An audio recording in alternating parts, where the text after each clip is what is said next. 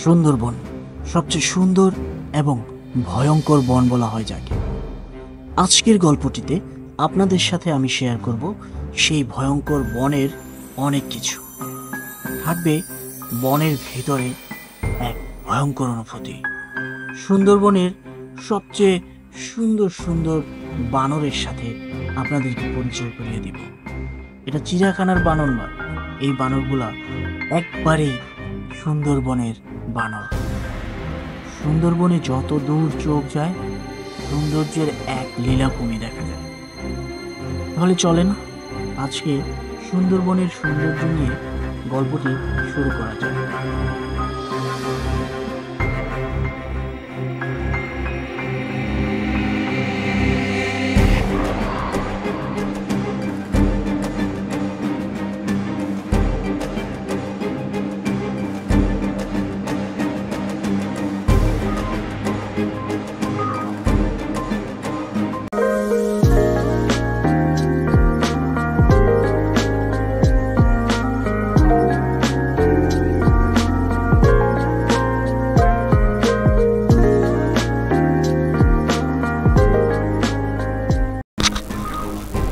আমি যখন সুন্দরবন ভ্রমণের পরিকল্পনা করি তখন ভাবিনি যে এই সুন্দর শান্তিপূর্ণ পরিবেশে এমন কিছু ঘটবে যা আমি কখনো কল্পনাও করিনি।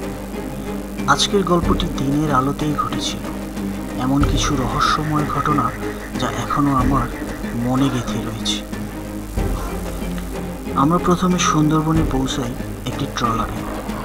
পশুর নদী, সবুজ গাছপালা আর পাখির কিচিরমিচির আওয়াজ, সব কিছু এত সুন্দর এবং শান্তিপূর্ণ ছিল যে মনে হচ্ছিল এখানে কোনো সমস্যা নেই। আমরা সবাই মিলে বন্যপ্রাণী দেখতে এবং জঙ্গলের সৌন্দর্য উপভোগ করতে এসেছিলাম। কিন্তু দিনটি যতই এগিয়ে যাচ্ছিল ততই কিছু অদ্ভুত ঘটনা আমাদের সাথে ঘটতে শুরু করলো। পথ চলতে চলতে আমরা একটি পুরনো ভাঙা কাঠের কুটির দেখতে পেলাম, যা পুরোপুরি ভিতরে অন্ধকারে ঢাকা ছিল। কাউকে কিছু বলার আগে এক সদস্য সেই কুটিরের দিকে এগিয়ে গেল। কিছুক্ষণ পর আমরা তাকে হঠাৎ চিৎকার করতে শুনলাম এবং আমরা দ্রুত ছুটে গিয়ে তাকে উদ্ধার করলাম। সে জানালো যে কুটিরের ভেতরে কিছু অদ্ভুত শব্দ শুনতে পায়, যেন কোনো অদৃশ্য শক্তি তাকে বাধা দিচ্ছিল। এখানে স্থানীয়দের কিছু পুরনো কাহিনী শোনা গিয়েছে, যেখানে বলা হয় সুন্দরবনের কিছু জায়গা এমন ঘটনা ঘটে যেখানে কোনো মানুষের উপস্থিতি জানার পর অদৃশ্য শক্তি তাকে ভয় দেখায়।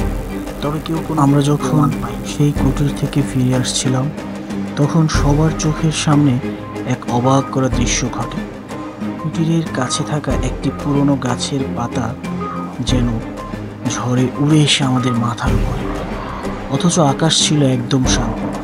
গাছটি এক অদ্ভুতভাবে ঝাঁকানো ছিল, যেন কেউ তার শিকড়ে হাত দিয়েছে। আপনি যখন সুন্দরবনে হাঁটবেন তখন আপনার প্রায় মনে হবে কে যেন আপনার সাথে হাঁটছে।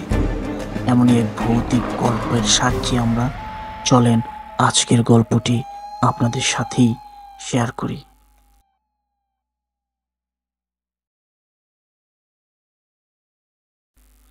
The Psychological Effects of Darkness and Isolation in Nature। 1983 সালে হল ইবি এর একটি বই, যেখানে বলা আছে অন্ধকার পরিবেশ এবং একাকিত্ব মানুষের মস্তিষ্কে এক ধরনের অনুভূতি সৃষ্টি করতে পারে, যা ভৌতিক উপস্থিতি বা অদৃশ্য শক্তির অনুভূতি তৈরি করতে পারে। আমাদের সাথে এমন কিছু হয়েছে কিনা আমরা জানি না, তবে সুন্দরবনের ভিতরে কি একটা জানি আমাদের সাথে হাঁটছিল। 710 মিটার একটা রাস্তা আছে, সেই রাস্তা দিয়ে এখন আমরা হাঁটতেছি। এটা হচ্ছে সেই রাস্তাটা।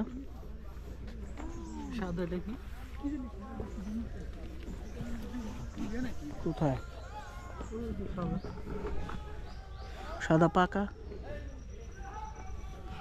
পলিথিন পরে রয়েছে।